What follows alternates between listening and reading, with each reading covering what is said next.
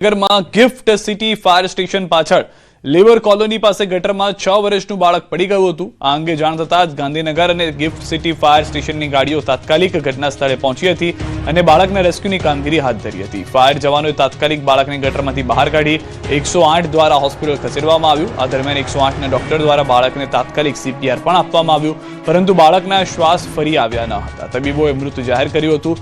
બાળકના માતા ખરીદી કરવા બહાર ગયા હતા ત્યારે બાળક બહાર રમતું રમતું ગટરમાં પડી ગયું હતું। રેયાંશ નામના બાળકના મોતથી परिवारजनों शोकનું મોજું ફરી વળ્યું છે। गिर गया, उसका मम्मी तेल लगा के कपड़ पहन के उसका मम्मी रखने गए थे तेल, और वो जाके 2 मिनट में गटर में गिर गया। वो आपको कैसे पता पड़ा, किस प्रकार से? वो एक बच्चा बताया था, हमारा बड़ा बच्चा है ना, वो बताया था। પણ લેબર કોલોનીની અંદર મિનિમમ 500 થી 600 લેબર ત્યાં રહી છે અને ત્યાં લેબર કોલોની અંદર નાના નાના બાળકો પણ સાથે રહેતા હોય છે, મધર ફાધરની, અને આ બાળક રમતા रमता ખાળકુવાની અંદર ગરકાવ થઈ ગયેલું હતું।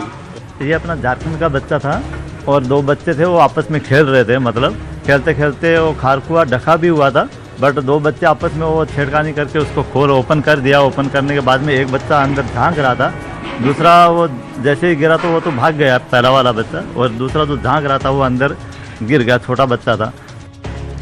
ગુજરાતમાં 5 દિવસ બાદ ઠંડીથી રાહત મળશે। નલિયામાં 7 ડિગ્રીનું ઠંડીનું ટોર્ચર।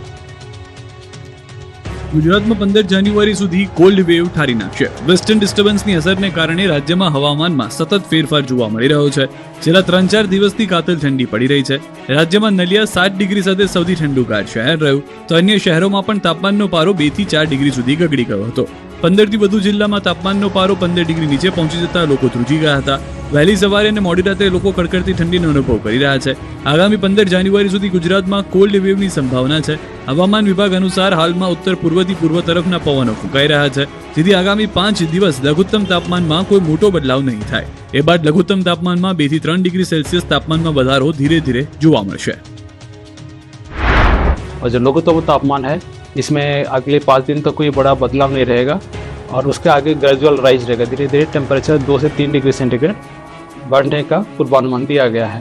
अहमदाबाद का आज को जो पूर्वानुमान है इसमें क्लियर स्काई रहेगा, और जो तापमान है लघुत्तम तापमान 13 डिग्री सेंटीग्रेड के आसपास रहने का पूर्वानुमान दिया गया है। जो सबसे कम तापमान आज रिकॉर्ड हुआ है नलिया में 7.5 डिग्री सेंटीग्रेड, जो नॉर्मल से 2 डिग्री सेंटीग्रेड नीचे है। अहमदाबाद में आज टेम्परेचर रिकॉर्ड हुआ है 13.4 डिग्री सेंटीग्रेड, जो नॉर्मल सामान्य से 1.2 डिग्री सेंटीग्रेड ऊपर है। ગાંધીનગરમાં પ્રસરેલા ટાઇફોઇડના મુદ્દે મુખ્યમંત્રી ભૂપેન્દ્ર પટેલે આજે સ્થિતિની સમીક્ષા કરવા માટે એક ઉચ્ચ સ્તરીય બેઠક યોજી હતી। આ બેઠકમાં મુખ્યમંત્રીએ સ્પષ્ટ આદેશ આપ્યો કે પીવાના પાણીના ટેસ્ટિંગના રિપોર્ટ આવ્યા બાદ જ પાણીનું વિતરણ કરવામાં આવે। મુખ્યમંત્રીએ પાણીની પાઇપલાઇનમાં થતા લીકેજને તાત્કાલિક રિપેર કરવા અધિકારીઓને કડક સૂચના આપી છે। તેમણે વોટર ટેસ્ટિંગનો વ્યાપ વધારીને દરેક વિસ્તારમાં શુદ્ધ પાણી પહોંચાડવા પર પણ ભાર મૂક્યો છે। આ બેઠકમાં નાયબ મુખ્યમંત્રી હર્ષ સંઘવીએ વિડીયો કોન્ફરન્સ દ્વારા જોડાઈને જરૂરી સૂચનો આપ્યા હતા। ગાંધીનગરમાં ટાઇફોઇડ ફાટી નીકળવા છતાં સત્તાધીશો અને અધિકારીઓ ક્રિકેટ રમવામાં વ્યસ્ત છે। કોંગ્રેસે માટલા ફોડી વિરોધ કર્યો। એક તરફ ગાંધીનગરમાં ટાઇફોઇડના કેસનો વિસ્ફોટ થયો છે। ગંદકીયુક્ત પાણી પીવાથી 2 બાળકોના મોત થઈ ગયા છે। આમ છતાં ગાંધીનગર મનપા તંત્ર ગંભીર નથી। હોદ્દેદારો અને અધિકારીઓ ક્રિકેટ રમવામાં વ્યસ્ત છે, જેની વચ્ચે કોંગ્રેસે મનપા ઓફિસ પહોંચી વિરોધ કર્યો। ગાંધીનગરમાં ટાઇફોઇડના વધતા કેસને લઈને કોંગ્રેસે હંગામો મચાવી દીધો। ગાંધીનગર મહાનગરપાલિકાની કચેરીમાં પહોંચીને કોંગ્રેસના કાર્યકરોએ આજે હોબાળો મચાવ્યો। ગાંધીનગરમાં આવતા દૂષિત પાણીના કારણે હાલ 88 જેટલા લોકો સારવાર હેઠળ છે। આવી પરિસ્થિતિ વચ્ચે આજે ગાંધીનગર મનપાના કોર્પોરેટર ભાવનગર ક્રિકેટ રમવા પહોંચ્યા। આ મુદ્દાને લઈને કોંગ્રેસે હોબાળો કર્યો। કોંગ્રેસ કાર્યકરો મનપાની કચેરી પહોંચ્યા હતા અને દૂષિત પાણીથી બીમાર જનતા હોવા છતાં મનપાના કર્મચારીઓ ક્રિકેટ રમવામાં વ્યસ્ત હોવાનો આક્ષેપ કરતા હોબાળો મચી ગયો। કોંગ્રેસના કાર્યકરોએ માટલાની અંદર દૂષિત પાણી ભરીને માટલા ફોડીને વિરોધ પ્રદર્શન કર્યું અને ઉગ્ર સૂત્રોચ્ચાર કર્યા। બીજી તરફ મેયર સહિતના નેતાઓ ભાવનગરમાં ક્રિકેટ ટુર્નામેન્ટ રમવા માટે પહોંચી ગયા। કોંગ્રેસનો આરોપ છે કે એક તરફ જનતા ત્રસ્ત છે, ત્યારે ગાંધીનગર મનપાના નેતાઓ અને અધિકારીઓ ક્રિકેટ રમવામાં વ્યસ્ત છે। જોકે ભાવનગરમાં બેઠા બેઠા મેયર મીરાબેન પટેલે દાવો કર્યો કે શહેરમાં રોગચાળો સંપૂર્ણ નિયંત્રણમાં છે। નવા કોઈ કેસ આવ્યા નથી। જે રિપોર્ટ બાકી હતા એ આવી રહ્યા છે। કોંગ્રેસે જવાબદારો સામે માનવ વધનો ગુનો દાખલ કરવાની માંગ કરી છે। આ તરફ મનપા કમિશનર JN જયંત વાઘેલાએ ગોળ ગોળ વાતો કરી. જોકે તેમની વાતોમાં એ વાતની કબૂલાત હતી કે કેટલાક વિસ્તારમાં દૂષિત પાણી લોકોને પીવામાં આવ્યું, જેના કારણે બીમારી વકરી. કમિશનરે આશંકા વ્યક્ત કરી કે કોંગ્રેસના નેતાઓ જે દૂષિત પાણીની બોટલ લઈને આવ્યા છે એ ગટરમાંથી કે અન્ય કોઈ જગ્યાએથી ભરીને આવ્યા હોઈ શકે છે. તંત્રના દાવા પ્રમાણે જે એક બાળકનું મોત થયું છે તેનું કારણ ટાઇફોઇડ નથી. કમિશનરે કહ્યું કે હાલ 88 દર્દીની સારવાર ચાલી રહી છે, જેમાંથી કોઈ ગંભીર નથી. સાથે જ પાણીના 1900થી વધુ સેમ્પલ લઈને પરીક્ષણ કરાયું, જેમાં તમામ જગ્યાએ પાણી પીવા લાયક હોવાનું પુરવાર થયાનો દાવો કરાયો. રાજ્યભરમાં પાણીપુરી વિક્રેતાઓને ત્યાં આરોગ્ય વિભાગની તવાએ આવી પાણીપુરી ખાશો તો મરી જશો. પાણીપુરીના રસિકો માટે સૌથી ચિંતાજનક સમાચાર આવ્યા છે. અમે જે દ્રશ્યો બતાવવા જઈ રહ્યા છીએ તે દ્રશ્યો નિહાળી તમે પાણીપુરી ખાવાનું બંધ કરી દેશો. જે જગ્યાએથી પાણીપુરીનો ચટાકો આવે છે, સ્થળ જોઈ લેશો તો જીવનમાં ક્યારેય પાણીપુરી ખાવાનું નામ નહીં લો. કેમ કે ગાંધીનગરમાં ટાઇફોઇડના કેસોમાં વધારો થતા આરોગ્ય વિભાગ હરકતમાં આવ્યું. ગાંધીનગર મનપાની ટીમે પાણીપુરી ઠંડા પીણા વેચતા વેપારીઓ પર તવાઈ બોલાવી 2 દિવસમાં પાણીપુરી ઠંડા પીણા સહિતની 140 લારી બંધ કરાઈ. મહાનગરપાલિકાના એસ્ટેટ અને ફૂડ સેફ્ટી વિભાગે સંયુક્ત ડ્રાઈવ યોજી કાર્યવાહી હાથ ધરી. 93 જેટલી પાણીપુરીની લારીઓ બંધ કરાઈ. આઈસ્ક્રીમ સોડાનું વેચાણ કરતી અનેક લારીઓ બંધ કરાઈ. 24 જેટલા સોડાના વેચાણ કરતી લારીઓને પણ બંધ કરાઈ. આઈસ્ક્રીમનું વેચાણ કરતા પ્રેમ મેવાડની 15 લારીઓ બંધ કરી. અમદાવાદમાં જો તમે રસ્તા પર ઊભા રહીને હોશે હોશે પાણીપુરી ખાતા હો તો પહેલા આ દ્રશ્યો જોઈ લેજો. જે પાણીપુરી જોઈ મોઢામાં પાણી આવી જાય છે એ જગ્યાએ બને છે કે અત્યંત ગંદકીવાળી સડેલા બટેટા, વાસી ચણા અને કાળા પડી ગયેલા બિન આરોગ્યપ્રદ તેલમાં તળાય છે. ગંદકીના સામ્રાજ્ય અને દુર્ગંધ મારતી જગ્યાઓ વચ્ચે તૈયાર થતી આ પાણીપુરી તમારા સ્વાસ્થ્ય માટે હાનિકારક છે.